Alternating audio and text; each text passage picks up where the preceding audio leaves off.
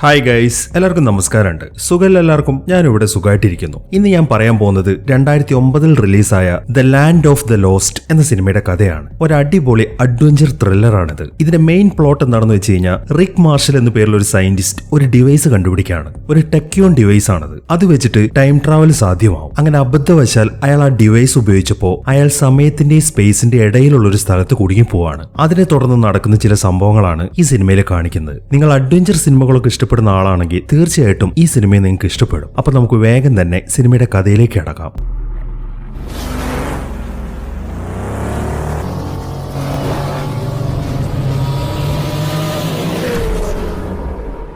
ഈ സിനിമ ആരംഭിക്കുന്നത് ഒരു ആസ്ട്രോനറ്റിനെ കാണിച്ചുകൊണ്ടാണ്. അയാൾ ഇപ്പോ ഏതോ ഒരു ഗ്രഹത്തിൽ നിന്ന് ഭൂമിയിലേക്ക് തിരിച്ചു വരാൻ ശ്രമിക്കുമ്പോഴാണ് അയാൾ മറ്റൊരു സ്ഥലത്തേക്ക് ചെന്ന് വീഴുന്നത്. അത് സ്പേസിന്റെയും ടൈമിന്റെയും ഇടയിലുള്ള ഒരു ലോകമാണ്. അയാൾ ഉടനെ തന്നെ ഭൂമിയിലേക്ക് കോണ്ടാക്ട് ചെയ്യാനൊക്കെ ശ്രമിക്കുന്നുണ്ട്. പക്ഷെ തിരിച്ചയാൾക്ക് റിപ്ലൈ ഒന്നും കിട്ടുന്നില്ല. എന്താണ് ചെയ്യേണ്ടതെന്ന് അറിയാതെ അയാൾ ആ ലോകത്തുകൂടെ നടക്കുമ്പോഴാണ് പെട്ടെന്ന് ഒരു അലർച്ച കേൾക്കുന്നത്. അത് കേട്ട ഉടനെ തന്നെ അയാൾ അവിടെ നിന്ന് ഓടാൻ തുടങ്ങി. പക്ഷെ കുറെ ഓടിക്കഴിയുമ്പോൾ അയാൾ കാല് തെറ്റി താഴേക്ക് വീണു പോവാണ്. ഈ അവസരത്തിലാണ് അയാൾ ആ ഞെട്ടിക്കുന്ന കാഴ്ച കാണുന്നത്. അതൊരു ദിനോസർ ആയിരുന്നു.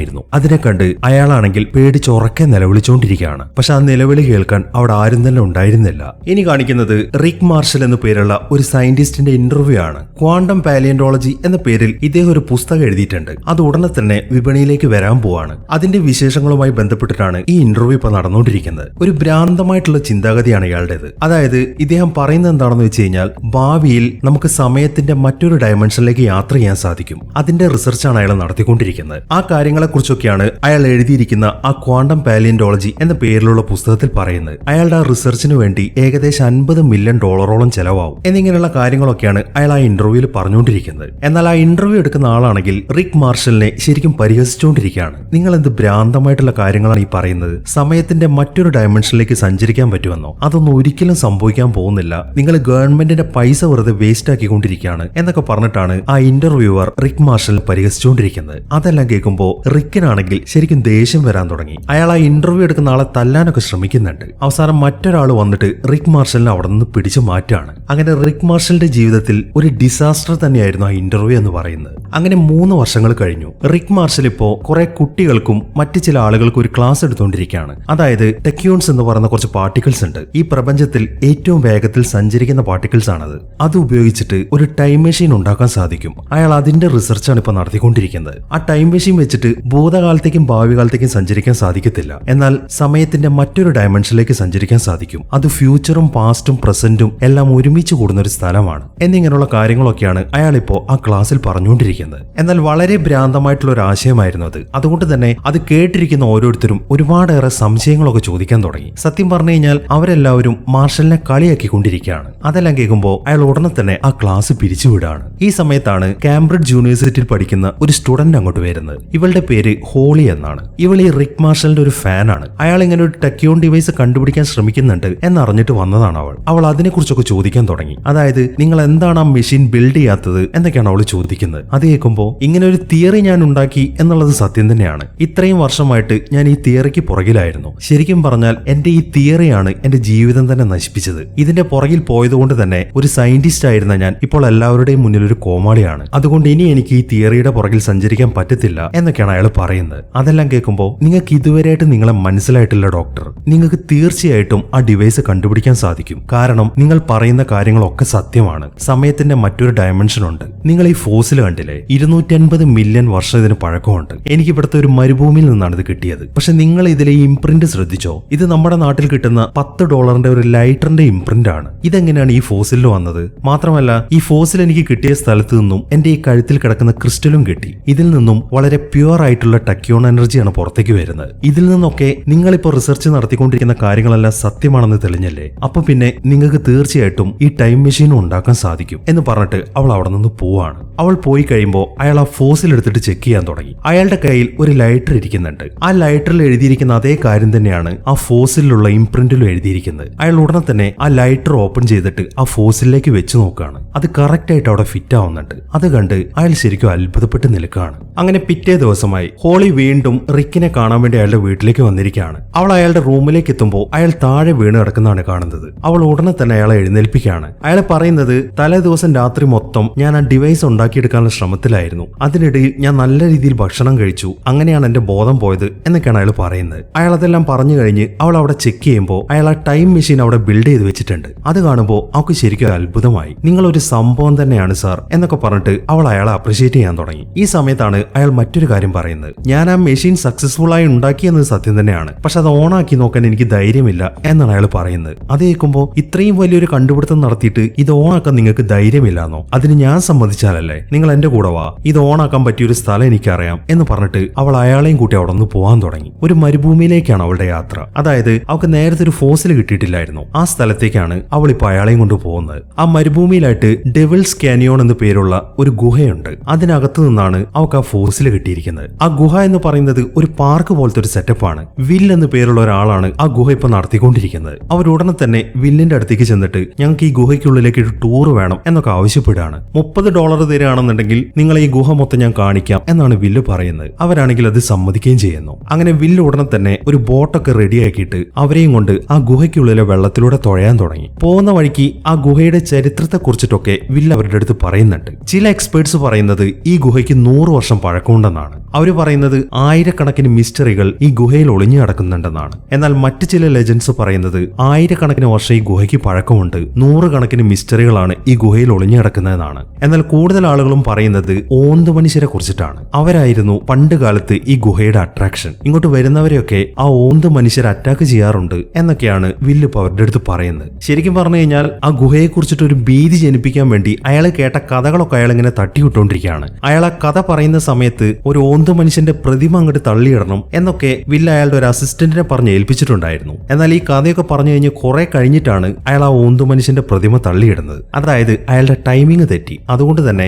റിക്കിനും ഹോളിക്കും വലിയ പേടിയൊന്നും തോന്നിയിട്ടില്ല. അങ്ങനെ കുറച്ചുകൂടെ അവർ മുന്നിലെത്തി കഴിയുമ്പോഴാണ് റിക്കിന്റെ കയ്യിൽ ഒരു ഡിവൈസ് ശബ്ദിക്കുന്നത്. അത് ടെക്യോൺ പാർട്ടിക്കിൾസ് ആയിരുന്നു. ആ ഏരിയയിൽ നിറച്ചും ടെക്യോൺസിന്റെ സാന്നിധ്യമുണ്ട്. ഇത് തന്നെയാണ് ആ മെഷീൻ ഓണാക്കേണ്ട സ്ഥലം എന്ന കാര്യം അയാൾക്ക് മനസ്സിലായി. അതുകൊണ്ട് തന്നെ അയാൾ ഉടനെ തന്നെ ആ മെഷീൻ ഓണാക്കാണ്. ആ മെഷീൻ ഓണായി കഴിയുമ്പോൾ ആ ഗുഹ മൊത്തം കുലുങ്ങാൻ തുടങ്ങി. ശരിക്കും ഒരു ഭൂമികുലുക്കുണ്ടായ പോലെയായിരുന്നു അത്. അതോടൊപ്പം തന്നെ അയാളുടെ കയ്യിൽ നിന്നും അയാളുടെ ഡിവൈസ് ആണെങ്കിൽ അവിടുത്തെ വെള്ളത്തിലേക്ക് വീണു പോവുകയും ചെയ്തു. ആ ഭൂമി കുലുക്കവും വില്ലുണ്ടാക്കിയ ഒരു സെറ്റപ്പാണ് എന്നാണ് റിക്ക് വിചാരിച്ചത്. എന്നാൽ സത്യത്തിൽ അങ്ങനെയല്ല, അത് ഒറിജിനൽ ആയിരുന്നു. ആ ഭൂമി കുലുക്കം ഉണ്ടായതിനെ തുടർന്ന് അവിടെയുള്ള വെള്ളത്തിന്റെ ഒഴുക്ക് കൂടാൻ തുടങ്ങി. അതോടൊപ്പം തന്നെ വളരെ വേഗത്തിൽ അവരുടെ ബോട്ട് ഇങ്ങനെ മുന്നോട്ട് പോയിക്കൊണ്ടിരിക്കുകയാണ്. അങ്ങനെ കുറെ പോയി അവർ നേരെ ഒരു വെള്ളച്ചാട്ടത്തിലേക്കാണ് വീഴുന്നത്. അവിടെ ഇപ്പോൾ ഒരു പോർട്ടൽ ഓപ്പൺ ആയിട്ടുണ്ട്. അതിനകത്തൂടെ അവർ മറ്റൊരു ലോകത്താണ് എത്തിച്ചേരുന്നത്. അവർ ആ പോർട്ടലിലൂടെ താഴേക്ക് പോയി കഴിഞ്ഞപ്പോൾ ഗുഹയാണെങ്കിൽ പഴയതുപോലെ തന്നെ ആവുകയും ചെയ്തിട്ടുണ്ട്. കുറച്ച് സമയങ്ങൾക്ക് ശേഷമാണ് അവർക്ക് എല്ലാവർക്കും ബോധം വരുന്നത്. അവർ എഴുന്നേറ്റ് നോക്കുമ്പോൾ വളരെ വിചിത്രമായ ഒരു മരുഭൂമിയിലാണ് അവർ നിൽക്കുന്നത്. അത് കണ്ടപ്പോൾ തന്നെ റിക്കിന് കാര്യം മനസ്സിലായി. അതായത് സമയത്തിന്റെയും സ്പേസിന്റെയും ഇടയിലുള്ള ഒരു ലോകത്താണ് അവരിപ്പോൾ നിൽക്കുന്നത്. അവിടെ പ്രസന്റും ഫ്യൂച്ചറും പാസ്റ്റും എല്ലാം ഒന്നിച്ചു ചേരുന്ന ഒരു സ്ഥലമാണ്. പക്ഷെ ഈ സമയത്താണ് അവരൊരു കാര്യം ശ്രദ്ധിക്കുന്നത്. അവർക്ക് തിരിച്ചു പോകണമെന്നുണ്ടെങ്കിൽ ആ ഡിവൈസ് വേണം. പക്ഷെ അതിപ്പോ അവർക്ക് അവിടെ കാണാൻ സാധിക്കുന്നില്ല. അതുകൊണ്ട് തന്നെ എന്ത് ചെയ്യണം എന്നവർക്കൊരു എത്തുംപിടിയും കിട്ടുന്നില്ല. അങ്ങനെ അവർ മുന്നോട്ട് നടക്കാൻ തുടങ്ങി. ഈ സമയത്താണ് അവർ വിചിത്രമായ ഒരു കാഴ്ച കാണുന്നത്. കുറെ ആദിമ മനുഷ്യർ അവിടെ നിൽക്കുന്നുണ്ട്. അതായത് കുരങ്ങന്മാരെ പോലെയുള്ള ചില ആളുകൾ. അവരെല്ലാം പരസ്പരം ഫൈറ്റ് ചെയ്തുകൊണ്ടിരിക്കുകയാണ്. അത് കാണുമ്പോൾ വില്ല് എന്ത് ചെയ്യുന്നു വെച്ച് കഴിഞ്ഞാൽ അവന്റെ കയ്യിൽ ഒരു ലൈറ്റർ എടുത്തിട്ട് അതിൽ തീ കത്തിച്ചിട്ട് അവരെ പേടിപ്പിക്കാൻ തുടങ്ങി. എന്നാൽ ആ ആദിമ മനുഷ്യരൊന്നും അത് കണ്ട് പേടിക്കുന്നില്ല. അതിനിടയിൽ അവന്റെ കൈ പൊള്ളിയിട്ട് ആ ലൈറ്റർ താഴേക്ക് വീണു പോകുന്നുണ്ട്. അത് കണ്ട ഉടനെ തന്നെ ഒരു ആദിമ മനുഷ്യൻ അങ്ങോട്ട് വന്നിട്ട് ആ ലൈറ്റർ എടുത്തുകൊണ്ട് അവിടെ നിന്ന് ഓടിപ്പോവാണ്. ആ കൂട്ടത്തിലുണ്ടായ 2 ആദിമ മനുഷ്യർ അവിടെ നിന്ന് ഓടിപ്പോയിട്ടുണ്ട്. എന്നാൽ മറ്റൊരുത്തനാണെങ്കിൽ അവിടെ പതുങ്ങിയിരിക്കുകയാണ്. അത് കാണുമ്പോൾ റിക്കും കൂട്ടരും അവന്റെ അടുത്തേക്ക് നടക്കാൻ തുടങ്ങി. അവരെ കണ്ട് ആ ആദിമ മനുഷ്യനാണെങ്കിൽ ശരിക്കും പേടിച്ചിട്ടാണ് അവിടെ ഇരിക്കുന്നത്. അത് മനസ്സിലാക്കിയതുകൊണ്ട് തന്നെ അവർ 3 പേരും കൂടെ അവനെ ഒന്ന് കംഫോർട്ട് ആക്കാൻ തുടങ്ങി. അവർ 3 പേരും അവരെ സ്വയം പരിചയപ്പെടുത്തിക്കൊണ്ടിരിക്കുകയാണ്. ഓരോരോ ആംഗ്യ ഭാഷയിലാണ് അവരവരുടെ പേരുകളൊക്കെ പറയുന്നത്. അതെല്ലാം കേൾക്കുമ്പോൾ ആ ആദിമ മനുഷ്യനും അവന്റെ പേര് പറയാണ്. ചാക്ക എന്നാണ് അവന്റെ പേര്. അങ്ങനെ പരിചയപ്പെടലൊക്കെ കഴിയുമ്പോഴാണ് റിക്ക് ഒരു കാര്യം ശ്രദ്ധിക്കുന്നത്. ചാക്കയുടെ കാലിൽ ഒരു മുറിവ് പറ്റിയിട്ടുണ്ട്. ഞാനിത് ശരിയാക്കി തരാമെന്നും പറഞ്ഞിട്ട് റിക്ക് അവന്റെ കാലിൽ പിടിക്കാൻ തുടങ്ങി. എന്നാൽ ചാക്ക വിചാരിച്ചിരിക്കുന്നത് റിക്ക് അവനെ ഉപദ്രവിക്കാനാണ് ശ്രമിക്കുന്നതെന്നാണ്. അതുകൊണ്ട് തന്നെ അവൻ അയാൾക്കിട്ട് ഒരു അടി കൊടുത്തിട്ട് അവിടെ നിന്ന് ഓടിപ്പോവാണ്. അത് കാണുമ്പോൾ ബാക്കിയുള്ളവർ അവന്റെ പുറകെ ഓടുന്നുണ്ട്. അങ്ങനെ അവരെല്ലാവരും കൂടെ ആ മരുഭൂമിയുടെ ഒരു സ്ഥലത്ത് നിൽക്കുമ്പോൾ പെട്ടെന്ന് ആ ഭാഗം അടർന്നിട്ട് അവർ നേരെ താഴേക്ക് വീഴാണ്. അതൊരു വലിയ ഗുഹയായിരുന്നു. അതിനകത്തേക്കാണ് അവരെല്ലാവരും ചെന്ന് വീണിരിക്കുന്നത്. അവിടേക്ക് ചെന്ന് വീണപ്പോഴും ചാക്കയുടെ പേടി മാറിയിട്ടില്ല. അവൻ ഇപ്പോഴും അവിടെ കിടന്ന് ബഹളം ഉണ്ടാക്കിക്കൊണ്ടിരിക്കുകയാണ്. ഈ ഹോളിക്ക് ചില പുരാതന ഭാഷകളൊക്കെ അറിയാം. അവൾ ആ ഭാഷ വാശിയൊക്കെ വെച്ചിട്ട് അവന്റെ അടുത്ത് ഓരോരോ കാര്യങ്ങൾ പറയാൻ തുടങ്ങി. അങ്ങനെ വളരെ കഷ്ടപ്പെട്ടിട്ടാണ് അവരെല്ലാവരും കൂടെ ചാക്കയെ മെരുക്കിയെടുക്കുന്നത്. അങ്ങനെ അവന്റെ അടുത്ത് എങ്ങനെയാണ് പുറത്തേക്ക് ഇറങ്ങുന്നത് എന്ന കാര്യങ്ങളൊക്കെ സംസാരിച്ചുകൊണ്ട് നിൽക്കുമ്പോഴാണ് അവരറിയാതെ ഒരു കയറങ്ങട്ട് എഴഞ്ഞു വരുന്നത്. 4 പേരുടെയും കാലിന് നേർക്ക് ആ കയറ് വരുന്നുണ്ട്. ആ കയറ് അവരെ 4 പേരെയും തൂക്കിയെടുക്കാണ്. അങ്ങനെ അവരെല്ലാവരും ഇപ്പോൾ അവിടെയുള്ള ഒരു മരത്തിന്റെ ബ്രാഞ്ചിൽ തൂങ്ങി നിൽക്കുകയാണ്. എങ്ങനെയാണ് രക്ഷപ്പെടേണ്ടത് എന്ന് അവർക്കൊരു എത്തും പിടിയും കിട്ടുന്നില്ല.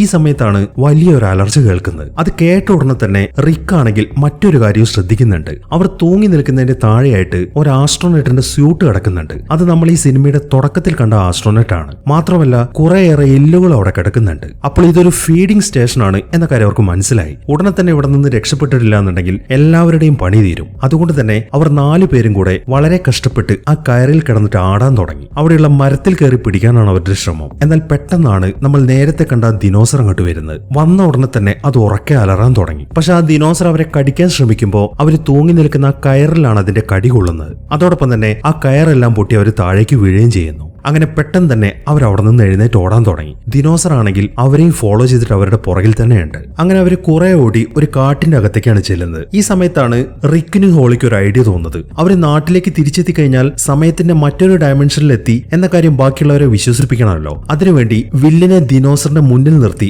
അവരൊരു ഫോട്ടോ എടുക്കുകയാണ്. ആ ഫോട്ടോ എടുത്ത് കഴിയുമ്പോഴേക്കും ദിനോസർ അവരുടെ തൊട്ടടുത്തെത്തി. അങ്ങനെ അവർ വീണ്ടും മുന്നോട്ട് ഓടാൻ തുടങ്ങി. ഈ സമയമാകുമ്പോഴേക്കും ചാക്കയാണെങ്കിൽ അവരുടെ കുറെ മുന്നിലെത്തിയിട്ടുണ്ട്. അവനിപ്പോൾ ഒരു മലയുടെ മുകളിൽ ചെറിയൊരു ബ്രിഡ്ജ് ക്രോസ് ചെയ്തിട്ട് അപ്പുറത്തേക്ക് എത്തിയിട്ടുണ്ട്. ബാക്കിയുള്ളവരും ആ ബ്രിഡ്ജിന്റെ അടുത്തേക്ക് തന്നെ ഓടിക്കൊണ്ടിരിക്കുകയാണ്. അങ്ങനെ പെട്ടെന്ന് തന്നെ അവരും ആ ചെറിയ ബ്രിഡ്ജ് ക്രോസ് ചെയ്ത് അപ്പുറത്തേക്ക് എത്തുന്നു. ദിനോസർ അങ്ങോട്ട് വന്നു നോക്കുമ്പോൾ അതിന് ആ ബ്രിഡ്ജ് ക്രോസ് ചെയ്യാൻ സാധിക്കത്തില്ല. അത് ആ ബ്രിഡ്ജ് ഒന്ന് തട്ടി നോക്കിയതിനു ശേഷം തിരിച്ചു നടക്കാൻ തുടങ്ങി. അതെല്ലാം കാണുമ്പോൾ റിക്ക് ആണെങ്കിൽ ആ ദിനോസറിനെ നല്ല രീതിയിൽ കളിയാക്കുന്നുണ്ട്. ഇത്രയും വലിയ ശരീരം ഉണ്ടെങ്കിലും അവനൊരു മണ്ടനാണ്, അവൻ ഒരിക്കലും ഈ ബ്രിഡ്ജ് ഒന്നും ക്രോസ് ചെയ്യാൻ പറ്റത്തില്ല എന്നൊക്കെയാണ് റിക്ക് പറയുന്നത്. ഇതെല്ലാം ആ ദിനോസറിന് കേൾക്കാൻ സാധിക്കുന്നുണ്ട്. അതുകൊണ്ട് തന്നെ അവന് റിക്കിന്റെ അടുത്ത് ശരിക്കും ദേഷ്യം വരാൻ തുടങ്ങി. അവൻ ഉടനെ തന്നെ അവരുടെ അടുത്തേക്ക് തിരിച്ചോടി വരാണ്. അതിനുശേഷം ഒറ്റ ചാട്ടത്തിന് തന്നെ ആ ബ്രിഡ്ജ് ക്രോസ് ചെയ്യുന്നു. അപ്പോഴേക്കും ബാക്കിയുള്ളവരാണെങ്കിൽ ഓടിപ്പോവുകയും ചെയ്യുന്നു. അങ്ങനെ വീണ്ടും ദിനോസർ അവരെ ഫോളോ ചെയ്യാൻ തുടങ്ങി. ബാക്കിയുള്ളവരാണെങ്കിൽ ചാക്കയും ഫോളോ ചെയ്തിട്ടാണ് ഓടുന്നത്. അവനാണെങ്കിൽ ഒരു മലയുടെ മുകളിലേക്കാണ് ചെല്ലുന്നത്. അങ്ങനെ പെട്ടെന്ന് തന്നെ അവർ ആ മലയ്ക്ക് മുകളിലുള്ള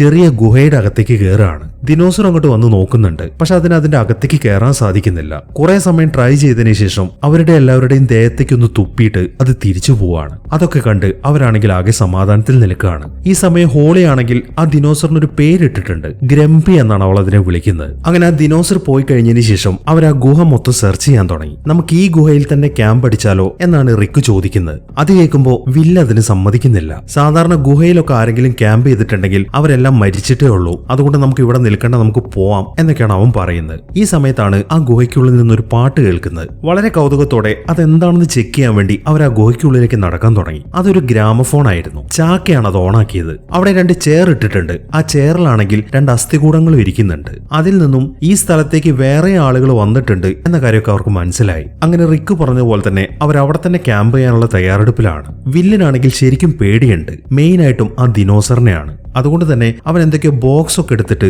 അവിടെ മറയ്ക്കാനുള്ള ശ്രമത്തിലാണ്. അത് കാണുമ്പോൾ നീ എന്തിനാണ് ഇങ്ങനെ ആ ദിനോസറിനെ പേടിക്കുന്നത്? എന്റെ പേരിന്റെ അറ്റത്തുള്ള ഒരു PhD കണ്ടിട്ടില്ലേ? അതെനിക്ക് ദിനോസറുകളെ കുറിച്ച് പഠിച്ചതിന് കിട്ടിയതാണ്. ദിനോസറുകളെ കുറിച്ചിട്ടുള്ള മുഴുവൻ കാര്യങ്ങൾ എനിക്കറിയാം. അതിന്റെ ബ്രെയിൻ എന്ന് പറയുന്നത് ഒരു വാൽനട്ടിന്റെ അത്രയേ ഉള്ളൂ. ഈ വാൽനട്ട് നീ കണ്ടിട്ടില്ലേ? അത്രയും ചെറുതാണത്. ആ ബുദ്ധി വെച്ചിട്ട് ദിനോസർ എന്തൊക്കെ കാട്ടിക്കൂട്ടും എന്ന് നിനക്ക് ഊഹിച്ചാ പോരെ എന്നൊക്കെ പറഞ്ഞിട്ട് വീണ്ടും അയാൾ ദിനോസറിനെ ഇങ്ങനെ കളിയാക്കിക്കൊണ്ടിരിക്കുകയാണ്. പെട്ടെന്നാണ് ഒരു പൊട്ടിത്തെറി ശബ്ദം കേൾക്കുന്നത്. അവരുടനെ തന്നെ ആ ഗുഹയ്ക്ക് അകത്ത് കിടക്കുന്ന ആയുധങ്ങളൊക്കെ എടുത്തിട്ട് പുറത്തേക്ക് നടക്കാൻ തുടങ്ങി. ഈ സമയം അവർ നോക്കുമ്പോൾ അവരുടെ ഗുഹയുടെ വാതിൽക്കലായിട്ട് ഒരു വലിയ പൊതി ഇരിക്കുന്നുണ്ട്. റിക്ക് വേഗം അത് പൊട്ടിച്ചു നോക്കുമ്പോൾ അതൊരു വലിയ വാൽനട്ടാണ്. ഈ സമയത്താണ് അവർ മറ്റൊരു കാര്യം ശ്രദ്ധിക്കുന്നത്. അവരുടെ തൊട്ടപ്പുറത്തായിട്ട് ആ ദിനോസർ നിൽക്കുന്നുണ്ട്. അതിപ്പോ റിക്കിനെ നോക്കിക്കൊണ്ട് മുരണ്ടോണ്ടിരിക്കുകയാണ്. അതിൽ നിന്നും ആ ദിനോസർ റിക്കിന്റെ പുറകിലാണ് എന്ന കാര്യം എല്ലാവർക്കും മനസ്സിലായി. അങ്ങനെ പിറ്റേ ദിവസമായി റിക്ക് ആണെങ്കിൽ അയാളുടെ ക്യാമറ എടുത്തിട്ട് അവർക്ക് സംഭവിച്ചുകൊണ്ടിരിക്കുന്ന കാര്യങ്ങളൊക്കെ പറഞ്ഞ് റെക്കോർഡ് ചെയ്തുകൊണ്ടിരിക്കുകയാണ്. ആ ടെക്യോൺ ഡിവൈസ് ഞങ്ങൾക്ക് നഷ്ടപ്പെട്ടു, അത് കിട്ടാതെ ഞങ്ങൾക്ക് ഇവിടെ നിന്ന് തിരിച്ചു പോകാൻ സാധിക്കത്തില്ല.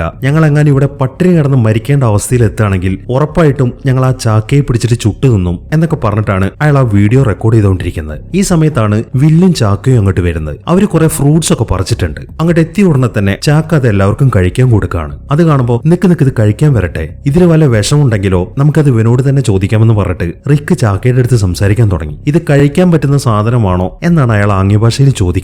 അത് കേൾക്കുമ്പോൾ പിന്നെന്താ കഴിച്ചാല് എന്ന് പറഞ്ഞിട്ട് അവൻ ഒരു ഫ്രൂട്ട് എടുത്തിട്ട് അത് പൊട്ടിച്ചതിന് ശേഷം റിക്കിന് കൊടുക്കുകയാണ്. ഈ സമയം ആ ഫ്രൂട്ടിന്റെ അകത്തു നിന്നും ഒരുപാട് ചിലന്തികൾ പുറത്തേക്ക് വരാൻ തുടങ്ങി. അത് മൊത്തം റിക്കിന്റെ ദേഹത്തേക്കാണ് കയറിപ്പോയിക്കൊണ്ടിരിക്കുന്നത്. അയാളാണെങ്കിൽ അതിനെയൊക്കെ തട്ടി മാറ്റാൻ തുടങ്ങി. ഈ സമയം ചാക്കയാണെങ്കിൽ ആ ചിലന്തികളൊക്കെ പിടിച്ച് തിന്നുകൊണ്ടിരിക്കുകയാണ്. അതിൽ നിന്നും ആ ഫ്രൂട്ട് അല്ല കഴിക്കേണ്ടത്, അതിനകത്തുള്ള ചിലന്തിയാണ് കഴിക്കേണ്ടത് എന്ന കാര്യം എല്ലാവർക്കും മനസ്സിലായി. പക്ഷെ അവർക്കത് കഴിക്കാൻ പറ്റത്തില്ലല്ലോ. അതുകൊണ്ട് തന്നെ റിക്കാണെങ്കിൽ ആകെ ദേഷ്യത്തിൽ നിൽക്കുകയാണ്. പെട്ടെന്നാണ് ഒരു പൊട്ടിത്തെറിയുടെ ശബ്ദവും വലിയൊരു പ്രകാശവും അവിടെ കാണുന്നത്. അത് കണ്ട ഉടനെ തന്നെ റിക്കും ഹോളിയും പുറത്തേക്ക് ഇറങ്ങിയിട്ട് അത് എന്താണെന്ന് നോക്കാൻ തുടങ്ങി. ആ പ്രകാശം അവർ കാണുന്നുണ്ട്, പക്ഷെ അതിപ്പോ ദൂരേക്ക് പോയിക്കൊണ്ടിരിക്കുകയാണ്. എന്താണത് സംഭവം എന്ന കാര്യം അവർക്ക് മനസ്സിലായിട്ടില്ല. ഈ സമയത്താണ് റിക്കിന് വല്ലാത്തൊരു അനുഭവം ഉണ്ടാവുന്നത്. അയാൾക്ക് നന്നായിട്ട് തലവേദനിക്കുന്നുണ്ട്. മാത്രമല്ല അയാൾ ഇപ്പോൾ ഒരു കാഴ്ചയാണ് കാണുന്നത്. അതൊരു ഓന്തു മനുഷ്യനായിരുന്നു. എന്നെ ഉടനെ തന്നെ ഇവിടെ നിന്ന് രക്ഷിക്കണം എന്നൊക്കെയാണ് ആ ഓന്തു മനുഷ്യൻ പറഞ്ഞുകൊണ്ടിരിക്കുന്നത്. അതെല്ലാം കേൾക്കുമ്പോൾ ഞാനിതാ വരുന്നു എന്നും പറഞ്ഞിട്ട് റിക്ക് അവിടെ നിന്ന് ഓടാൻ തുടങ്ങി. അത് കാണുമ്പോൾ നിങ്ങൾ ഇത് എങ്ങോട്ടാണ് ഓടിപ്പോകുന്നത് എന്നൊക്കെ ഹോളി ചോദിക്കുന്നുണ്ട്. ഈ സമയം അയാൾ കണ്ട ആ കാഴ്ചയെ കുറിച്ച് പറയാൻ തുടങ്ങി. നമ്മളിവിടെ എത്തിയ കാര്യം ആരോ അറിഞ്ഞിട്ടുണ്ട്. അയാളിപ്പോ എന്റെ തലയ്ക്കകത്തേക്ക് കയറിയിട്ടുണ്ട്. എനിക്ക് ഉടനെ തന്നെ അങ്ങോട്ട് പോകണം എന്നൊക്കെയാണ് റിക്ക് പറയുന്നത്. അങ്ങനെ റിക്ക് ഓടിപ്പോകുന്നത് കാണുമ്പോൾ ബാക്കിയുള്ളവരും അയാളുടെ പുറകെ ഓടുകയാണ്. അങ്ങനെ അവർ നേരെ ഓടി ചെല്ലുന്നത് വളരെ വിചിത്രമായ ഒരു സ്ഥലത്തേക്കാണ്. ആ സ്ഥലത്തിന്റെ സെന്റർ ഭാഗത്തായിട്ട് ക്രിസ്റ്റലിന്റെ ഒരു പിരമിഡ് പോലെ ഒരു സാധനം അവിടെ ഇരിക്കുന്നുണ്ട്. മാത്രമല്ല ആ ഏരിയയ്ക്ക് ചുറ്റുമായിട്ട് ഓന്ത് മനുഷ്യന്റെ കുറെ പ്രതിമകളും കാണുന്നുണ്ട്. അതെല്ലാം നോക്കിക്കൊണ്ട് അവർ ആ പിരമിഡിന്റെ അടുത്തേക്ക് നടക്കാൻ തുടങ്ങി. ഈ സമയം അവിടെയുള്ള ഗുഹകളിലായിട്ട് ഓന്ത് മനുഷ്യന്മാര് നിൽക്കുന്നുണ്ട്. അവരാരും തന്നെ അവറ്റകളെ കണ്ടിട്ടില്ല. അങ്ങനെ റിക്കും വില്ലും കൂടെ ആ പിരമിഡിൽ ടച്ച് ചെയ്തിട്ട് ഓരോരോ പാട്ടൊക്കെ പാടാൻ തുടങ്ങി. അവർക്കതൊരു തമാശയായിട്ടാണ് തോന്നുന്നത്. ഈ സമയത്താണ് ചാക്ക അങ്ങോട്ട് വരുന്നത്. അവൻ വല്ലാത്ത വെപ്രാളത്തിലാണ്. അവൻ എന്തൊക്കെയോ അവന്റെ ഭാഷയിൽ പറയുന്നുണ്ട്. പക്ഷെ എന്താണ് കാര്യം എന്നവർക്ക് ആർക്കും മനസ്സിലാവുന്നില്ല. പെട്ടെന്നാണ് ആ ഗുഹയിൽ നിന്നും എല്ലാ ഓന്തു മനുഷ്യന്മാരും പുറത്തേക്ക് വരുന്നത്. 100 കണക്കിന് ആൾക്കാരുണ്ടായിരുന്നു. അത് അവരെല്ലാവരും കൂടെ റിക്കിനെയും കൂട്ടിനെയും ചുറ്റി വളഞ്ഞിരിക്കുകയാണ്. അവറ്റകൾ വായ തുറക്കുമ്പോൾ വായ്ക്കകത്ത് രണ്ടാമതൊരു വായും കൂടെ ഉണ്ട്. അവരെ തിന്നാനാണ് ആ ഓന്തു മനുഷ്യന്മാർ അങ്ങോട്ട് വന്നുകൊണ്ടിരിക്കുന്നത്. അതെല്ലാം കാണുമ്പോൾ ഹോളി എന്ത് ചെയ്യുന്നു വെച്ച് കഴിഞ്ഞാൽ അവളുടെ ബെൽറ്റ് ഊരിയെടുത്തിട്ട്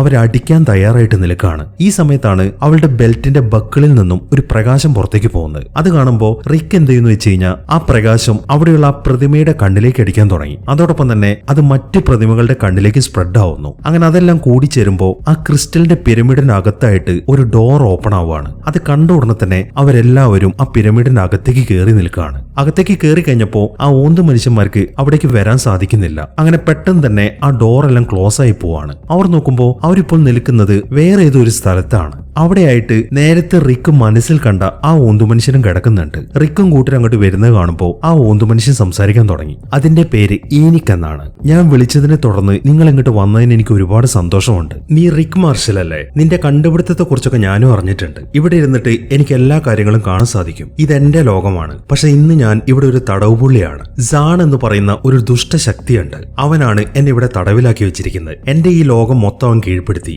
ഇവിടെയുള്ള ഈ ക്രിസ്റ്റൽ കണ്ടില്ലേ? ഇത് വെച്ചിട്ട് നിങ്ങളുടെ ലോകത്തെയും അവൻ കീഴ്പ്പെടുത്താൻ ശ്രമിച്ചുകൊണ്ടിരിക്കുകയാണ്. പക്ഷെ അവന്റെ കയ്യിൽ ഇപ്പോൾ ഒരു ഡിവൈസിന്റെ കുറവുണ്ട്. അത് കിട്ടിക്കഴിഞ്ഞാൽ അവൻ ഈ ക്രിസ്റ്റൽ ഉപയോഗിച്ചിട്ട് നിങ്ങളുടെ ലോകത്തേക്ക് ഒരു പോർട്ടൽ ഓപ്പൺ ആക്കാൻ സാധിക്കും. അത് നീ ഉണ്ടാക്കിയ ആ ടക്കിയോൺ ആംപ്ലിഫയർ ആണ്. അതൊരു കാരണവശാലും അവന്റെ കയ്യിൽ കിട്ടാൻ പാടില്ല. അത് നിനക്ക് എനിക്ക് തന്നൂടെ എന്നൊക്കെയാണ് എനിക്ക് ചോദിക്കുന്നത്. അത് കേൾക്കുമ്പോ പക്ഷെ ഞങ്ങൾ വരുന്ന വഴി അത് ഞങ്ങളുടെ കയ്യിൽ നിന്ന് നഷ്ടപ്പെട്ടു എന്നാണ് റിക്ക് പറയുന്നത്. അത് കേട്ട ഉടനെ തന്നെ ഈനിക്കാണെങ്കിൽ ആ ക്രിസ്റ്റൽസ് ഒക്കെ വെച്ചിട്ട് ആ ടക്കിയോൺ ഡിവൈസ് എവിടെയാണുള്ളതെന്നൊക്കെ സെർച്ച് ചെയ്യാൻ തുടങ്ങി. പക്ഷെ അതിന്റെ സ്ഥാനം അയാൾക്ക് കറക്റ്റായിട്ട് സ്പോട്ട് ചെയ്യാൻ സാധിക്കുന്നില്ല. കാരണം ആ ഡിവൈസ് ഇപ്പോൾ മൂവ് ചെയ്തുകൊണ്ടിരിക്കുകയാണ്. ഈ കാര്യങ്ങളൊക്കെ അയാൾ പറയുമ്പോൾ അങ്ങനെയാണെങ്കിൽ ഞാൻ ഉടനെ തന്നെ അത് കണ്ടുപിടിക്കാം, നിങ്ങളും എന്റെ കൂടെ പോരെ എന്നാണ് റിക്ക് പറയുന്നത്. ഇല്ല റിക്ക്, എനിക്ക് ഇവിടെ നിന്ന് വരാൻ സാധിക്കത്തില്ല. ഈ ക്രിസ്റ്റൽസ് ഒക്കെ എനിക്ക് പ്രൊട്ടക്ട് ചെയ്തേ പറ്റൂ. പിന്നെ ഒരു കാര്യം നിങ്ങൾ ഓർക്കണം, നിങ്ങൾക്ക് നിങ്ങളുടെ ലോകത്തേക്ക് പോകാനുള്ള ഏക വഴി എന്ന് പറയുന്നത് ഈ ക്രിസ്റ്റൽസ് ആണ്. നിങ്ങളുടെ കയ്യിലുള്ള ആ ഡിവൈസ് ആണ് അതിന്റെ കീ. അപ്പോൾ അത് കണ്ടെത്തി കഴിഞ്ഞാൽ ഉടനെ തന്നെ അത് എന്റെ കയ്യിൽ കൊണ്ടുതരണം. എങ്കിൽ മാത്രമേ നമുക്ക് ഈ യൂണിവേഴ്സിനെ പ്രൊട്ടക്ട് ചെയ്യാൻ സാധിക്കത്തുള്ളൂ എന്നൊക്കെയാണ് എനിക്ക് പറയുന്നത്.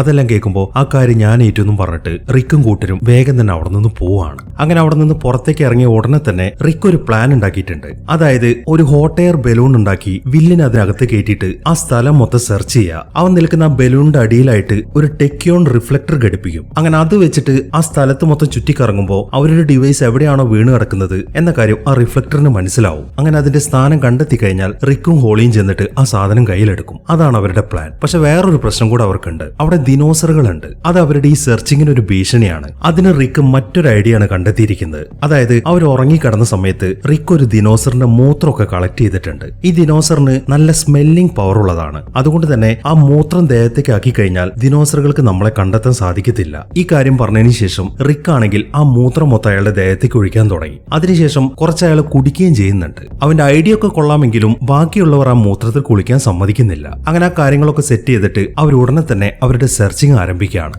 അങ്ങനെ കുറെ നടന്ന് പൊളിഞ്ഞു കിടക്കുന്ന ഒരു പാർക്കിലേക്കാണ് അവർ എത്തിച്ചേരുന്നത്. അവർ നോക്കുമ്പോൾ കുറെ ചെറിയ ദിനോസറുകൾ അതിൽ ഓടിപ്പോകുന്നുണ്ട്. വളരെ കൗതുകത്തോടെ അവറ്റകളെയും നോക്കി അവർ മുന്നോട്ട് നടക്കുകയാണ്. ഈ സമയത്താണ് മുകളിൽ നിന്നും ഒരു ഐസ്ക്രീമിന്റെ വണ്ടി താഴേക്ക് വന്ന് വീഴുന്നത്. അതിനകത്ത് ഒരാളും നിൽക്കുന്നുണ്ട്. അത് കണ്ടുടനെ തന്നെ ദിനോസറുകളൊക്കെ വന്നിട്ട് ആ വണ്ടി അറ്റാക്ക് ചെയ്യാൻ തുടങ്ങി. ആദ്യം ചെറിയ ദിനോസറുകളാണ് അങ്ങോട്ട് വരുന്നത്. അതിനെ തുടർന്ന് വലിയ ദിനോസറുകളും ആ വണ്ടിയെ അറ്റാക്ക് ചെയ്യാൻ തുടങ്ങി. ഈ സമയത്താണ് ഏറ്റവും വലിയ 2 ദിനോസറുകൾ അങ്ങോട്ട് വരുന്നത്. അവറ്റകൾ രണ്ടും ആ വണ്ടിയുടെ അടുത്തേക്ക് വന്നിട്ട് പരസ്പരം ഫൈറ്റ് ചെയ്യാൻ തുടങ്ങി. അതിനിടയിലാണ് ആ ദിനോസറുകൾക്ക് ആ മൂത്രത്തിന്റെ സ്മെല്ല് കിട്ടുന്നത്. റിക്ക് ഇപ്പൊ അവന്റെ മേത്തേക്ക് മൂത്രം ഒഴിച്ചതാണ് പ്രശ്നമായത്. കാരണം ആ ദിനോസറുകൾ ഇപ്പോ അയാളെ മാത്രമാണ് ഫോളോ ചെയ്തുകൊണ്ടിരിക്കുന്നത്.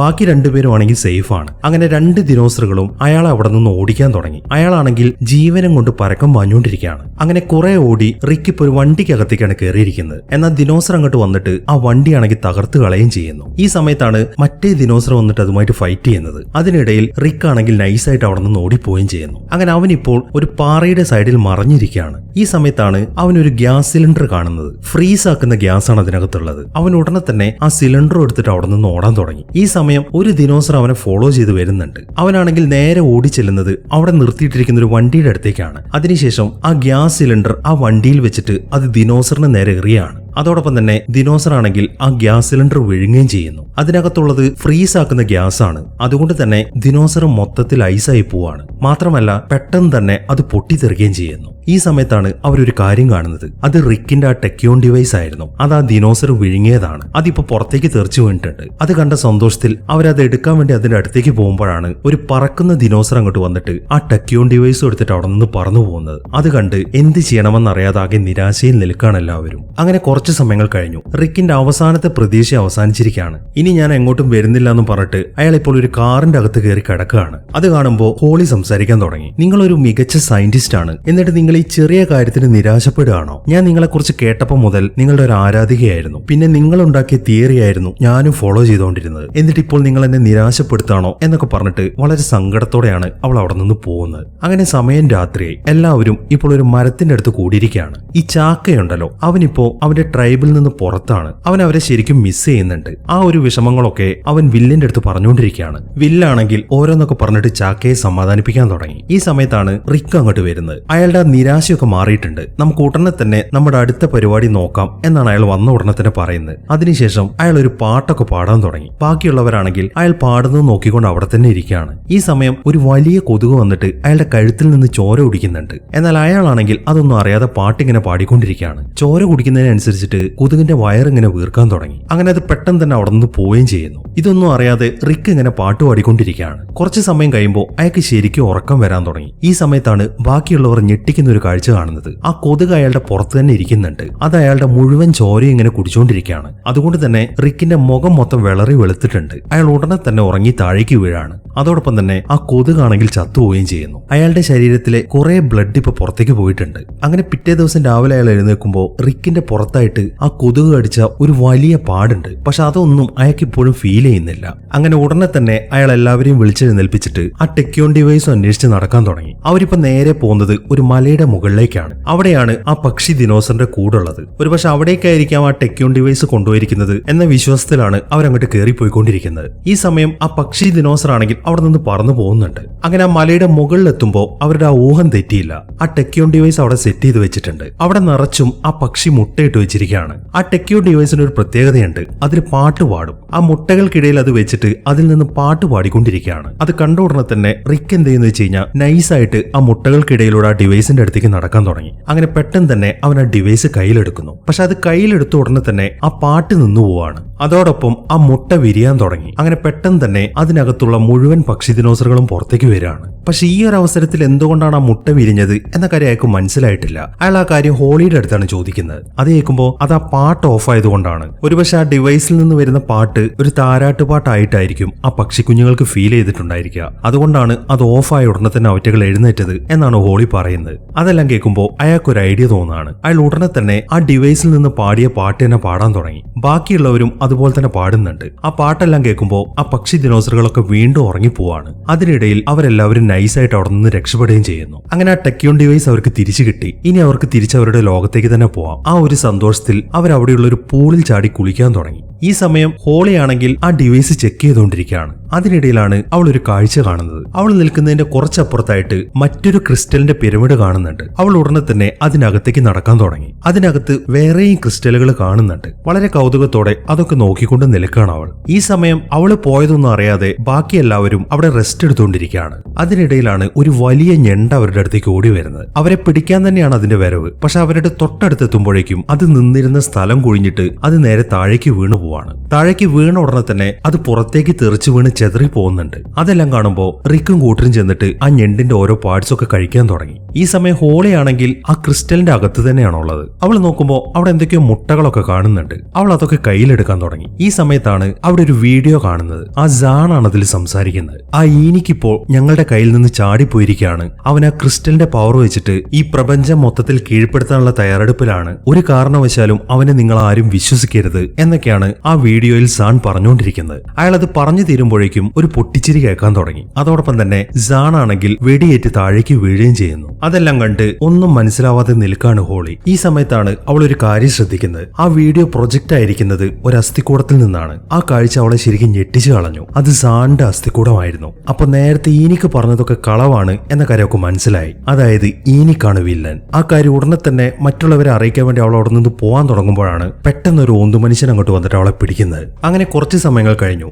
റിക്കും കൂട്ടരും എഴുന്നേറ്റ് നോക്കുമ്പോൾ ഹോളി അവിടെ കാണുന്നില്ല. മാത്രമല്ല ആ ഡിവൈസും അവിടെ കാണുന്നില്ല. അതിൽ നിന്നും ആ ഓന്ത് മനുഷ്യന്മാർ അവളെ പിടിച്ചോണ്ട് പോയി എന്ന കാര്യം അവർക്ക് മനസ്സിലായി. അതിനെ തുടർന്ന് അവർ ഉടനെ തന്നെ അവളെ അന്വേഷിച്ചിറങ്ങാണ്. അങ്ങനെ അവർ നേരെ പോകുന്നത് ആ ഓന്ത് മനുഷ്യന്മാരുള്ള സ്ഥലത്തേക്കാണ്. അവർ നോക്കുമ്പോൾ ആ ഓന്ത് മനുഷ്യന്മാരെല്ലാവരും ചേർന്നിട്ട് ഹോളിയെ കൊല്ലാൻ തയ്യാറെടുക്കുന്നതാണ് കാണുന്നത്. അവർ രണ്ടുപേരും എന്ത് ചെയ്യുന്ന വെച്ച് കഴിഞ്ഞാൽ രണ്ട് ഓന്ത് മനുഷ്യന്മാരുടെ സ്കിൻ എടുത്തിട്ടിട്ട് ആ സ്ഥലത്തേക്ക് നടക്കാൻ തുടങ്ങി. ഈ സമയം അവളെ അവരൊരു കൂട്ടിലിട്ടിരിക്കുകയാണ്. ആ കൂടിന്റെ താഴെയായിട്ട് തീ കത്തുന്നുണ്ട്. അതിനകത്തേക്ക് ഇട്ടിട്ട് അവളെ കൊല്ലാനാണ് അവരുടെ പ്ലാൻ. അതിനിടയിൽ അവൾ ചെയ്ത തെറ്റൊക്കെ അവിടെ നിന്ന് അനൗൺസ്മെന്റ് ആയിട്ട് മുഴങ്ങുന്നുണ്ട്. അതായത് ആ ഈനിക്കിനെ സഹായിച്ചതാണ് അവൾ ചെയ്ത തെറ്റ്. അവൻ 10,000 വർഷത്തേക്ക് അവിടെ തടവിലായിരുന്നു. അവനെയാണ് ആ ടെക്യോൺ ഡിവൈസ് കൊടുത്ത് അവൾ സഹായിക്കാൻ ശ്രമിച്ചത്. അതുകൊണ്ടാണ് ഇവക്ക് വധശിക്ഷ വിധിച്ചിരിക്കുന്നത് എന്നിങ്ങനെയുള്ള കാര്യങ്ങളൊക്കെ അവിടെ നിന്ന് അനൗൺസ്മെന്റ് മുഴങ്ങുന്നുണ്ട്. മാത്രമല്ല ഈനിക്ക് യഥാർത്ഥത്തിൽ എന്താണ് എന്ന കാര്യം അവിടെ നിന്ന് പറയുന്നുണ്ട്. അതിൽ നിന്നും ഈനിക്കാണ് വില്ലൻ എന്ന കാര്യം റിക്കിന് മനസ്സിലായി. അവർ രണ്ടുപേരും ഉടനെ തന്നെ അവരുടെ സ്കിന്നോ കഴിക്കുകയാണ്. അങ്ങനെ റിക്ക് പെട്ടെന്ന് തന്നെ ഹോളിയെ പൂട്ടിയിട്ടിരിക്കുന്ന ആ കൂടിന് നേർക്കാണ് ചാടുന്നത്. അതിനുശേഷം അവളെയും രക്ഷപ്പെടുത്തി താഴേക്ക് ഇറങ്ങാണ്. ഈ സമയത്താണ് ആ ഈനിക്കും അവന്റെ ഒരു ആർമിയും അങ്ങോട്ട് വരുന്നത്. അവരുടെ കയ്യിൽ ആ ടെക്യോൺ ഡിവൈസും ഉണ്ടായിരുന്നു. റിക്കിനെ കാണുമ്പോൾ ഈനിക്ക് സംസാരിക്കാൻ തുടങ്ങി. ഇനിയിപ്പോ നീ എന്ത് ചെയ്തിട്ട് ഒരു കാര്യവുമില്ല. നിന്റെ ആ ഡിവൈസ് എന്റെ കയ്യിൽ കിട്ടി. ഇനി ഇത് വെച്ചിട്ട് നിന്റെ ലോകത്തേക്ക് എനിക്കൊരു പോർട്ടൽ ഓപ്പൺ ആക്കാൻ സാധിക്കും. അങ്ങനെ ആ പോർട്ടൽ ഓപ്പൺ ആക്കി കഴിഞ്ഞാൽ പിന്നെ എന്റെ വംശമായിരിക്കും ഭൂമി ഭരിക്കാൻ പോകുന്നത് എന്നൊക്കെയാണ് അയാൾ പറയുന്നത്. അത്രയും പറഞ്ഞതിന് ശേഷം ഈനിക്കും അതിന്റെ കൂട്ടാളികളും അവിടെ നിന്ന് തിരിഞ്ഞു നടക്കുകയും ചെയ്യുന്നു. ഈ സമയത്താണ് നമ്മുടെ ആ ദിനോസർ അങ്ങോട്ട് വരുന്നത്. അത് റിക്കിനെ പിടിക്കാൻ വേണ്ടിയിട്ടാണ് അങ്ങോട്ട് വന്നിരിക്കുന്നത്. അത് കാണുമ്പോൾ അവൻ ഹോളിയോടും വില്ലനോടും അവിടെ നിന്ന് പോവാൻ പറയാണ്. അവർ പോയി കഴിഞ്ഞ ഉടനെ തന്നെ റിക്ക് ആണെങ്കിൽ ഒരു വടിയോ എടുത്തിട്ട് ആ ദിനോസറിന്റെ അടുത്തേക്ക് നടക്കാൻ തുടങ്ങി. ദിനോസർ ആണെങ്കിൽ അവനെ തിന്നിട്ടേ അടങ്ങൂ എന്ന വാശിയിലാണ്. ഈ സമയം റിക്ക് എന്ത് ചെയ്യുന്നു വെച്ച് കഴിഞ്ഞാൽ ആ വടിയും കുത്തി ആ ദിനോസറിന്റെ നേർക്കാണ് ചാടുന്നത്. അതിനെ ഇടിക്കാനായിരുന്നു അവന്റെ ശ്രമം. പക്ഷെ അപ്പോഴേക്കും ദിനോസർ വാ തുറക്കുകയാണ്. അതോടൊപ്പം തന്നെ റിക്ക് ആണെങ്കിൽ അതിന്റെ വായ്ക്കകത്തേക്ക് കയറി പോവുകയും ചെയ്യുന്നു. അതൊക്കെ കണ്ട് ഹോളിയും വില്ലും ആകെ സങ്കടത്തിൽ നിൽക്കുകയാണ്. ഹോളിക്കാണെങ്കിൽ ശരിക്കും ദേഷ്യം വരുന്നുണ്ട്. അവള് വേഗം തന്നെ ദിനോസറിന്റെ അടുത്ത് ചെന്നിട്ട് ചൂടാവാൻ തുടങ്ങി. നീ എന്താണ് കാണിച്ചതെന്ന് നിനക്കറിയോ? എന്റെ ഫ്യൂച്ചറാണ് നീ പകത്താക്കിയത്. എന്റെ മാത്രമല്ല ഈ ലോകത്തിന്റെയും ഫ്യൂച്ചർ ആയിരുന്നു അയാളെയാണ് നീ ഭക്ഷിച്ചത് എന്നൊക്കെയാണ് അവള് ദേഷ്യത്തോടെ പറഞ്ഞുകൊണ്ടിരിക്കുന്നത്. പക്ഷെ ദിനോസർ ആണെങ്കിൽ അതൊന്നും മൈൻഡ് ചെയ്യുന്നില്ല. അവളെ ഒന്ന് നോക്കി പേടിപ്പിച്ചതിന് ശേഷം അവൻ അവിടെ നിന്ന് പോവാണ്. അങ്ങനെ ദിനോസർ പോയി കഴിയുമ്പോൾ ആ ഓന്ത് മനുഷ്യന്മാരെല്ലാം വീണ്ടും അങ്ങോട്ട് വരാൻ തുടങ്ങി. അവരിപ്പോൾ ഒരു സ്ഥലത്ത് കൂട്ടം കൂടി കൂടി നിൽക്കുകയാണ്. ഈ സമയം ആ പിരമിഡ് അവിടെ പ്രത്യക്ഷപ്പെട്ടിട്ടുണ്ട്. ആ ഈനിക്കാണെങ്കിൽ ആ പിരമിഡിനകത്ത് ആ ടെക്യോൺ ഡിവൈസ് ഒക്കെ സെറ്റ് ചെയ്തുകൊണ്ടിരിക്കുകയാണ്. ഈ സമയം ഹോളി എന്ത് ചെയ്യുന്ന വെച്ച് കഴിഞ്ഞാൽ വീണ്ടും ചെന്നിട്ട് ആ ഓന്തു മനുഷ്യന്മാരുമായിട്ട് ഫൈറ്റ് ചെയ്യാൻ തുടങ്ങി. വില്ലാണെങ്കിൽ ചാക്കയും പിടിച്ചിട്ട് അവളുടെ കൂടെ തന്നെ പോവാണ്. അതിനുശേഷം അവനും അവരുമായിട്ട് ഫൈറ്റ് ചെയ്യാൻ തുടങ്ങി. പക്ഷെ കുറെ ഓന്തു മനുഷ്യന്മാരുള്ളതുകൊണ്ട് തന്നെ അവർക്കൊന്നും ചെയ്യാൻ സാധിക്കുന്നില്ല. ഈ സമയത്താണ് ആ ദിനോസർ വീണ്ടും അങ്ങോട്ട് വരുന്നത്. ആ കാഴ്ച അവരെ ശരിക്കും അത്ഭുതപ്പെടുത്തി കളഞ്ഞു. റിക്ക് ആ ദിനോസറിന്റെ പുറത്തിരിക്കുന്നുണ്ട്. ദിനോസർ ആണെങ്കിൽ റിക്ക് പറയുന്ന കാര്യങ്ങളാണ് ഇപ്പൊ അനുസരിച്ചുകൊണ്ടിരിക്കുന്നത്. അങ്ങനെ റിക്കിന്റെ നിർദ്ദേശപ്രകാരം അവനെ താഴെ ഇറക്കിയതിനു ശേഷം ദിനോസർ വേഗം ചെന്നിട്ട് ആ ഓന്തു മനുഷ്യന്മാരെ കിടിച്ച് വീഴ്ത്താൻ തുടങ്ങി. അതെല്ലാം കാണുമ്പോൾ ഹോളിക്കും വില്ലനും അത്ഭുതമായി. നീ എങ്ങനെയാണ് ഇതിന്റെ വായിൽ നിന്ന് പുറത്തേക്ക് ഇറങ്ങിയത്? എങ്ങനെയാണ് നിങ്ങൾ തമ്മിൽ ഫ്രണ്ട്സ് ആയത് എന്നൊക്കെയാണ് അവള് ചോദിക്കുന്നത്. ഈ സമയം അയാൾ അതിനെക്കുറിച്ച് പറയാൻ തുടങ്ങി. ദിനോസർ എന്നെ അപ്പിയിട്ടിട്ടാണ് പുറത്തേക്ക് കളഞ്ഞത്. ഒരുപക്ഷെ ഞാൻ പുറത്തേക്ക് വരുന്ന വഴി അതിന്റെ കുടലിലുള്ള ബ്ലോക്ക് ഒക്കെ ക്ലീൻ ചെയ്തിട്ടുണ്ടാവും. അതുകൊണ്ടായിരിക്കും അതിനിപ്പോൾ എന്നോട് ഇത്ര സ്നേഹം എന്നൊക്കെയാണ് റിക്ക് പറയുന്നത്. ഈ സമയമാകുമ്പോഴേക്കും ദിനോസർ ആണെങ്കിൽ എല്ലാ ഓന്തു മനുഷ്യന്മാരെ ഇടിച്ചു വീഴ്ത്തിയിട്ടുണ്ട്. അതിനുശേഷം അത് റിക്കിന് കൈ കൊടുക്കുകയാണ്. അങ്ങനെ ദിനോസറിന് കൈ കൊടുത്തു കഴിഞ്ഞിട്ട് റിക്ക് നേരെ ആ പിരമിഡിന്റെ അകത്തേക്കാണ് കയറി ചെല്ലുന്നത്. ഈ സമയമാകുമ്പോഴേക്കും ഈനിക്കാണെങ്കിൽ ഭൂമിയിലേക്ക് ഒരു പോർട്ടൽ ഓപ്പൺ ആക്കിയിട്ടുണ്ട്. അതും കണ്ടുകൊണ്ടാണ് റിക്കും കൂട്ടരും അതിന്റെ അകത്തേക്ക് വരുന്നത്. അങ്ങനെ റിക്ക് പെട്ടെന്ന് തന്നെ ഈനിക്കുമായിട്ട് ഫൈറ്റ് ചെയ്യാൻ തുടങ്ങി. അങ്ങനെ ആ ഫൈറ്റ് നടക്കുന്നതിനിടയിലാണ് ആ ക്രിസ്റ്റലുകളുടെ കൂട്ടത്തിൽ നിന്നും ഒരു ക്രിസ്റ്റൽ താഴേക്ക് വീണ് പൊട്ടിപ്പോകുന്നത്. ആ ക്രിസ്റ്റലുകൾക്ക് എന്തെങ്കിലും കേടുപാട് പറ്റുകയാണെന്നുണ്ടെങ്കിൽ പിന്നെ അവർക്ക് പോർട്ടൽ ഉണ്ടാക്കാൻ സാധിക്കത്തില്ല. അതുകൊണ്ട് തന്നെ ഇപ്പോൾ ഉണ്ടാക്കിയ പോർട്ടലൊക്കെ മാഞ്ഞു പോകാൻ തുടങ്ങി. അത് കാണുമ്പോൾ റിക്ക് എന്ത് ചെയ്യുന്ന വെച്ച് കഴിഞ്ഞാൽ ഹോളിയുടെ കഴുത്തിലെ ലോക്കറ്റ് പൊട്ടിച്ചെടുക്കുകയാണ്. അതും ഒരു ക്രിസ്റ്റൽ ആണല്ലോ. എന്നിട്ട് അവൻ അതെടുത്തിട്ട് നേരത്തെ വീണ ക്രിസ്റ്റലിന്റെ സ്ഥാനത്തേക്ക് വെക്കുന്നു. അതോടൊപ്പം തന്നെ ആ പോർട്ടൽ വീണ്ടും സ്റ്റേബിൾ ആവുകയാണ്. പക്ഷെ ഇനി അധിക സമയം ആ പോർട്ടൽ ഓപ്പൺ ആയിട്ട് ഇരിക്കത്തില്ല. അത് ഉടനെ തന്നെ മാഞ്ഞു പോകും. അതിനു മുമ്പേ അവർക്കാണ് ഈ ഭൂമിയിലേക്ക് എത്തുകയും വേണം. അങ്ങനെ എല്ലാവരും ആ പോർട്ടലിന് നേരെ ഓടാൻ തുടങ്ങി. പെട്ടെന്നാണ് ഈനിക്ക് എഴുന്നേറ്റിട്ട് വില്ലിന്റെ കാലിൽ കയറി പിടിക്കുന്നത്. അതിനുശേഷം റിക്കിന്റെ അടുത്ത് സംസാരിക്കാൻ തുടങ്ങി. അങ്ങനെ എളുപ്പത്തിൽ നിങ്ങൾക്ക് ഇവിടെ നിന്ന് പോകാൻ സാധിക്കത്തില്ല. അങ്ങനെ പോയാൽ തന്നെ ഇവനെ നിങ്ങൾക്ക് ഒരിക്കലും കിട്ടാൻ പോകുന്നില്ല എന്നൊക്കെയാണ് ഈനിക്ക് പറയുന്നത്. അത് കേട്ട ഉടനെ തന്നെ വില്ല് എന്ത് ചെയ്യുന്നു വെച്ച് കഴിഞ്ഞാൽ പെട്ടെന്ന് ഈനിക്കിന്റെ കയ്യിൽ നിന്ന് ഒഴിഞ്ഞു മാറിയിട്ട് അതിന്റെ കഴുത്തിന് കയറി പിടിക്കുകയാണ്. അങ്ങനെ ഈനിക്കിനെ ലോക്ക് ചെയ്തതിനു ശേഷം വില്ല് റിക്കിനടുത്ത് കാര്യങ്ങൾ പറയാൻ തുടങ്ങി. നിങ്ങൾ എന്നെ നോക്കണ്ട റിക്ക്, അല്ലെങ്കിലും ഭൂമിയിലേക്ക് തിരിച്ചു വന്നിട്ട് എനിക്കൊന്നും ചെയ്യാനില്ല. എനിക്ക് ഇവിടെയാണ് ഇഷ്ടപ്പെട്ടത്. എന്റെ ഫ്രണ്ടായിട്ട് ഈ ചാക്കയോ ഉണ്ടല്ലോ, ഞാൻ ഇവന്റെ കൂടെ ഇവിടെ അടിച്ചുപൊളിച്ച് ജീവിച്ചോളാം. നിങ്ങൾ എന്റെ കാര്യം ഓർത്തിട്ട് ഒരു ടെൻഷനും അടിക്കണ്ട, ധൈര്യമായിട്ട് നിങ്ങൾ പോവാൻ നോക്ക് എന്നൊക്കെയാണ് അവൻ പറയുന്നത്. അതിനിടയിൽ ഈനിക്കാണെങ്കിൽ റിക്കിന്റെ അടുത്ത് റിക്വസ്റ്റ് ചെയ്യുന്നുണ്ട്. ദയവ് ചെയ്തിട്ട് എന്നെ ഇവിടെ ഉപേക്ഷിച്ചിട്ട് പോകരുത്. നിന്റെ പോലെ തന്നെ ഞാനും ഒരു സയന്റിസ്റ്റ് അല്ലേ? നമ്മൾ സയന്റിസ്റ്റുകൾക്ക് പരസ്പരം മനസ്സിലാക്കിക്കൂടെ? അതുകൊണ്ട് എങ്ങനെയെങ്കിലും എന്നെ ഇവിടെ നിന്ന് രക്ഷിക്കണം എന്നൊക്കെയാണ് എനിക്ക് പറയുന്നത്. എന്നാൽ അതൊന്നും കേൾക്കാൻ കൂട്ടാക്കാതെ റിക്ക് വേഗം തന്നെ ഹോളിയും പിടിച്ചിട്ട് ആ പോർട്ടലിന്റെ അകത്തേക്ക് പോവാണ്. അങ്ങനെ പെട്ടെന്ന് തന്നെ ആ പോർട്ടൽ വഴി അവർ ഭൂമിയിലേക്ക് ലാൻഡ് ചെയ്യുന്നു. അതോടൊപ്പം തന്നെ ആ പോർട്ടൽ അടഞ്ഞു പോവാണ്. അങ്ങനെ അവർ നേരെ എത്തിച്ചേർന്നിരിക്കുന്നത് അവർ ആ യാത്ര തുടങ്ങിയ അതേ സ്ഥലത്ത് തന്നെയാണ്. വില്ലിനെ നോക്കിക്കൊണ്ട് അയാളുടെ അസിസ്റ്റന്റ് അവിടെ നിൽക്കുന്നുണ്ട്. റിക്കിനെയും ഹോളിയെയും കാണുമ്പോൾ